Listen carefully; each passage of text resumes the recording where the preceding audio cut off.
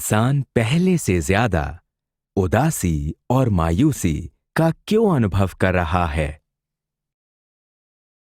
इन जो पिछले चंद साल हैं उनमें काफ़ी तकलीफ़ें कई भाई बहनों की ज़िंदगी में आई हैं और बहुत से भाई बहन हैं जिन्होंने बहुत कुछ गंवा दिया है। कईयों के काम चले गए, कईयों के रिश्तेदार चले गए, कईयों के माँ बाप चले गए, कईयों के भाई बहन चले गए। तो मायूसी होना तो नॉर्मल है। इंसान आजकल ज़्यादा उदास है क्योंकि उसे लगता है कि कई चीज़ें उससे छिन गई हैं जो उसकी अपनी थी। हमें ये सोचना चाहिए कि ज़िंदगी में ऊंच नीच चलती रहती है। अगर आप हिस्ट्री की ओर देखो तो कोई ऐसा लंबा पीरियड नहीं जिसमें कोई ना कोई जंग ना हुआ हो। तकलीफ़ें इंसान की ज़िंदगी में आ जाती हैं, लेकिन हमें उन तकलीफ़ों से घबराना नहीं, हमें अपने कदम अपनी मंजिल की ओर बढ़ाते चलते जाना है।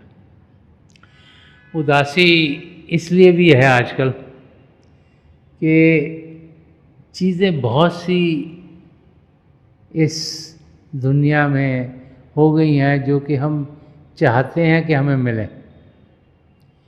जिस किस्म का एटमॉस्फेयर बना है उसमें नई नई नई चीज़ें रोज़ निकलती चली आती हैं और इंसान को लगता है मुझे ये भी चाहिए, मुझे वो भी चाहिए, मुझे वो भी चाहिए, और हर एक चीज़ वो पा नहीं सकता, तो उसके अंदर फिर उदासी बढ़ जाती है। पुराना समय था, चीज़ें थोड़ी होती थी, उनको पाने के लिए भी बहुत ज़्यादा एफर्ट नहीं करना पड़ता था। आजकल के टाइम में बहुत से भाई बहन हैं जो दो दो जॉब्स करते हैं क्योंकि उन्हें लगता है मुझे ये भी चाहिए, मुझे ये भी चाहिए, मेरे पास ये भी होना चाहिए। तो संत कृपाल सिंह जी महाराज बार बार फरमाया करते कि लाइफ को हम सरल करें, सिंपल करें। ये हम हैं जिन्होंने अपनी ज़िंदगी ऐसे बना दी है कि हम लगता है कि इन चीज़ों के बगैर हमारा गुजारा नहीं होगा, और जब वो चीज़ें मिलती नहीं या हमसे छिन जाती हैं तो फिर उदासी इंसान की ज़िंदगी में आ जाती है। तीसरी चीज़ जो हमें सोचनी चाहिए वो ये है कि बहुत सी बार हम सबका ध्यान दुनिया में इतना ज़्यादा लगा रहता है कि प्रभु को हम भूल जाते हैं। प्रभु को हम तभी याद करते हैं जब हमें कोई चीज़ चाहिए होती है। अगर बच्चों का एग्ज़ाम है तब प्रभु को याद करेंगे, अगर घर में किसी के बच्चा नहीं हो रहा वो प्रभु को याद करेगा, अगर घर में कोई बच्चे उनकी शादी नहीं हो रही तो माँ बाप प्रभु को याद करेंगे, अगर बिज़नेस ठीक नहीं चल रहा तो हम प्रभु को याद करते हैं। हम सोचते हैं कि प्रभु के साथ हम बिज़नेस करें, उनको याद तभी करें जब हमें उनकी ज़रूरत है, और जब चीज़ें हमारे लिए ठीक चल रही होती हैं तो हमारा ध्यान प्रभु की ओर नहीं होता, चीज़ों की ओर होता है। तो जब जब इंसान को ख्याल आता है कि मुझे प्रभु की नज़दीकी चाहिए तो फिर शुरू में उसके अंदर उदासी आ जाती है। वो चाहता है कि उसे पिता परमेश्वर मिलें, समझ में आ नहीं रहा कि कहाँ जाके ढूंढें उन्हें। इस करके कई बारी इंसान की ज़िंदगी में उदासी आ जाती है। तो हमें देखना है कि जिस भी माहौल में हम जी रहे हैं हम उस उदासी से दूर कैसे हों, और दूर तब होंगे जब पहले तो प्रभु की नज़दीकी मिलेगी, और जब वो मिलेगी तो ज़िंदगी खुद ब खुद हमारी खूबसूरत होनी शुरू हो जाएगी। ध्यान अभ्यास के दौरान सिमरन कैसे करना चाहिए? जब हम प्रभु के ज्योत के दर्शन के लिए बैठते हैं तो हमें ये समझाया गया कि हमारा शरीर शांत हो और मन शांत हो। तो शरीर शांत करने के लिए हम एक शांत जगह ढूंढते हैं ताकि सुनने की इंद्री अंदर को खींचे। हम खाते पीते नहीं ताकि चखने की इंद्री अंदर को खींची हो। हम देखते हैं हमारे शरीर का हिस्सा किसी और का ना लगे ताकि जो स्पर्श की इंद्रिय अंदर को खींचे। हम एटमॉस्फेयर को बदलते नहीं ताकि सूंघने की इंद्रिय अंदर को खींचे। फिर हम आंखें बंद करते हैं ताकि देखने की इंद्रिय अंदर को खींचे। तो हमें समझाया जाता है कि हमारी जो ये आंखों के डिले आई बोलते सीधे सामने होने चाहिए देखने के लिए। जैसे हम अपने सामने 8, 10, 12 इंच सामने फोकस कर रहे हैं। तो जब हम आंखें बंद करते हैं, हमारे आई बॉल सीधे रहें, इसलिए समझाया जाता है कि अगर इनको हम ऊपर उठाएंगे, बहुत से लोग सोचते हैं शिव नेत्र 10वां द्वार यहाँ 2 आँखों के बीच में है, तो वो आँखों के डेलों को ऊपर उठाते हैं तो माथे पे जोर पड़ेगा, सिर दर्द होगा। तो ये आँखों को सीधा रखना एक फिज़िकल एक्टिविटी है। हम प्रैक्टिस करके भी आँखों को सीधा रख सकते हैं। अगर आप जहाँ बैठे हैं उसी हाइट पर अगर मुंह अपना दीवार की ओर करें, वहाँ पर एक काला सा डॉट लगाएं, उसको 1-2 मिनट देखें, आंखें बंद करें, तो आपकी आँखों को सीधा रहने की आदत पड़ जाएगी। अगर 1-2 महीने ऐसे करेंगे तो आपको आदत पड़ जाएगी। जो आई बॉल इनको सीधा रखना है एक फिज़िकल एक्टिविटी है जो हम करते हैं ताकि जो इंद्रियां हैं, जो देखने की इंद्रिय, ये भी अंदर की ओर जाए। जो सिमरन करना है वो मन ही मन करना है, वो एक मेंटल एक्टिविटी है, मन को शांत करने के लिए। तो ये दोनों एक्टिविटी अलग अलग हैं। ये नहीं कि 2 फिजिकल चीज़ें इकट्ठी कर रहे हैं या 2 मेंटल चीज़ें इकट्ठी कर रहे हैं, इनको इकट्ठा नहीं कर सकते। एक है जिसके ज़रिए हम बाहर की जो सीन्स हैं इनसे अपने आप को अलग कर रहे हैं आंखें बंद करके। दूसरी है कि मन जो हमें विचार भेजता है, हम मन ही मन प्रभु की ओर बढ़ रहे हैं प्रभु के नाम का जाप करके। तो ये दोनों चीज़ें इकट्ठी हो सकती हैं। तभी जब शरीर शांत होगा और मन भी शांत होगा, तभी रूह अंदर की दुनिया के नज़ारे देखने के लायक होगी। तो शरीर को शांत करना और मन को शांत करना बहुत ज़रूरी है, और ये इकट्ठे हो सकते हैं ताकि हम अभ्यास कर पाएँ और अपनी रूह को यहाँ 10वें द्वार पर एकाग्र करके अपने सद्गुरु की मदद के साथ अंदर की दुनिया में कदम उठा पाए। कई बार हमें काम के स्थान पर अपने साथ के लोगों से सख्त व सीधे शब्दों में बोलना पड़ता है। क्या ये उचित है? जब हम कहीं काम करते हैं, चाहे ऑफिस में हो या बिजनेस में हो, और जब रिस्पॉन्सिबिलिटी हमारे पास होती है तो काम कराने के लिए कई बार ये लगता है कि शायद किसी को ज़ोर से बोलना ज़रूरी है। तो अगर आप अपने ऑफिस में या जिस भी काम में आप लगे हुए हैं, जो आपके साथ काम करते हैं या आपके लिए काम करते हैं, उनसे अपना बर्ताव प्यार वाला रखेंगे तो आप देखेंगे कि आपका काम जल्दी से होगा और आसानी से होगा। बड़ी बार जब समय कम होता है तब भी इंसान कोई ना कोई चीज़ जब जल्दी में करता है तो वो ऐसे लगता है कि तेज़ी में हो गई या गुस्से में हो गई, लेकिन उसका फल कभी अच्छा होता नहीं है।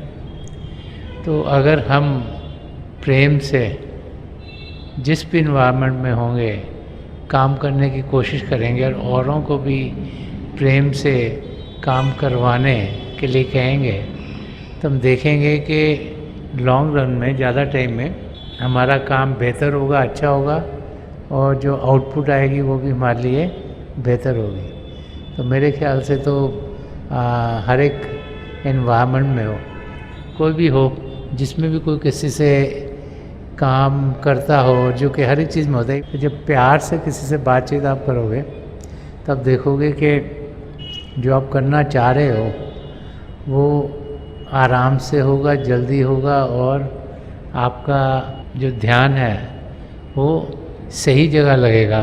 क्योंकि जब भी हलचल होती है और गुस्सा होता है तो वो फिर तकलीफ़ दोनों तरफ होती है, और उससे कोई चीज़ ना जल्दी होती है और ना ही अच्छी होती है।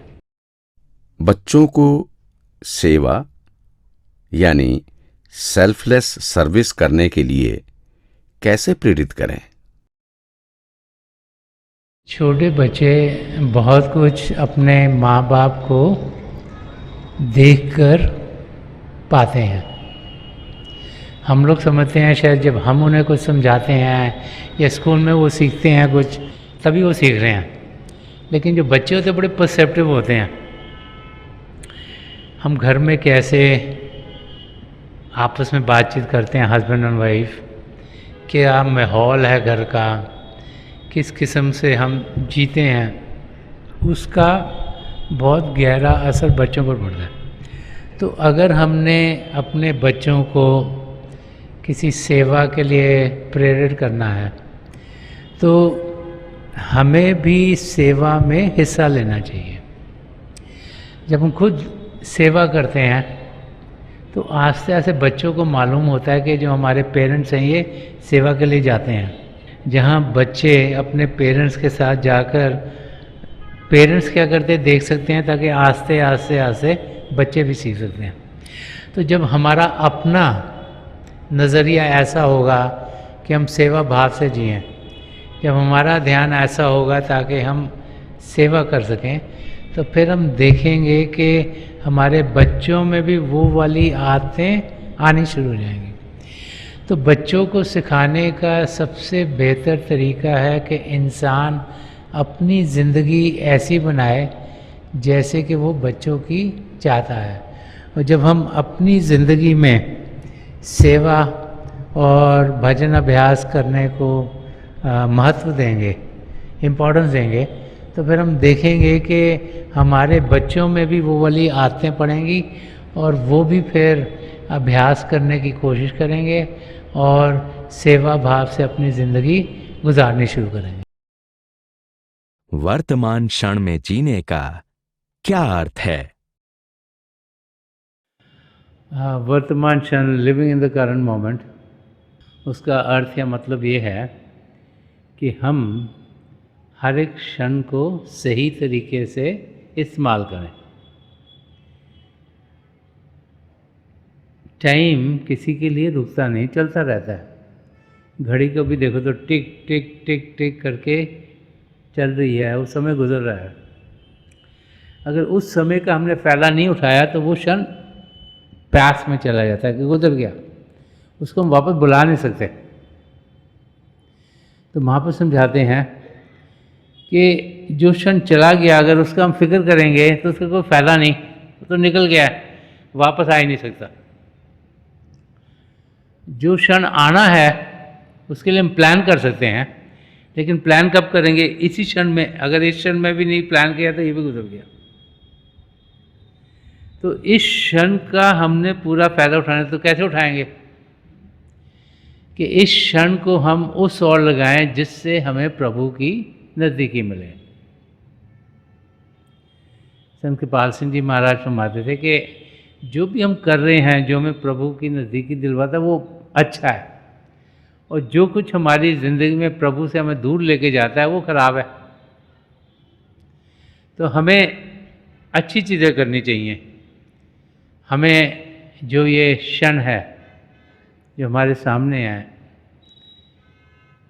इसको उस तरीके से गुजारना है ताकि ज़िंदगी का जो मकसद है, जो अपने आप को जानना है और पिता परमेश्वर को पाना है, वो पूरा हो जाए। तो इस क्षण में हम क्या क्या कर सकते हैं? सबसे पहले तो इस क्षण में हम सत्संग में जा सकते हैं। जिस सत्संग में जाएंगे वहाँ सच्चाई सुनने को मिलेगी, महापुरुषों के वचन सुनेंगे, तो हमारे अंदर प्रभु को पाने की इच्छा जागृत होगी।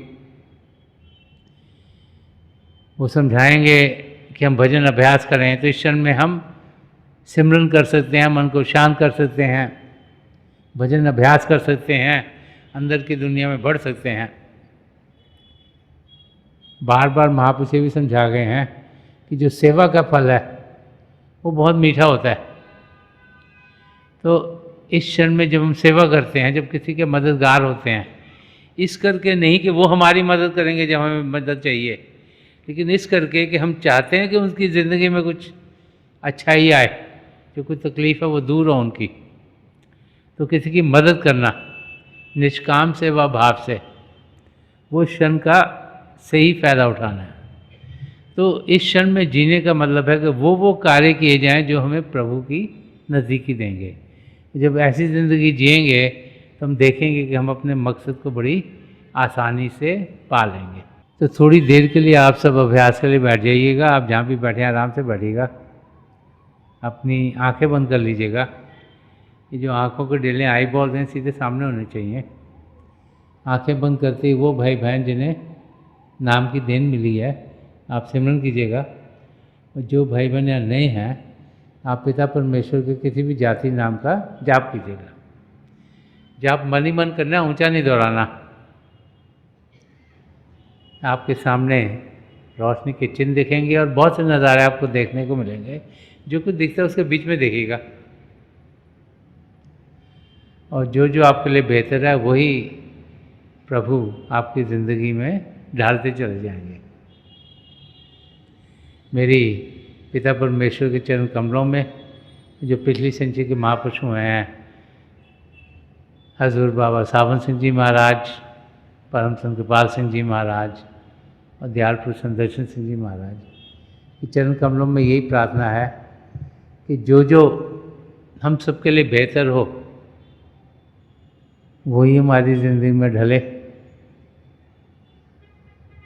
हम प्रभु की नज़दीकी पाएँ और उनकी जोत से जुड़ते हुए अंदर के मंडलों में उड़ान कर पाएँ।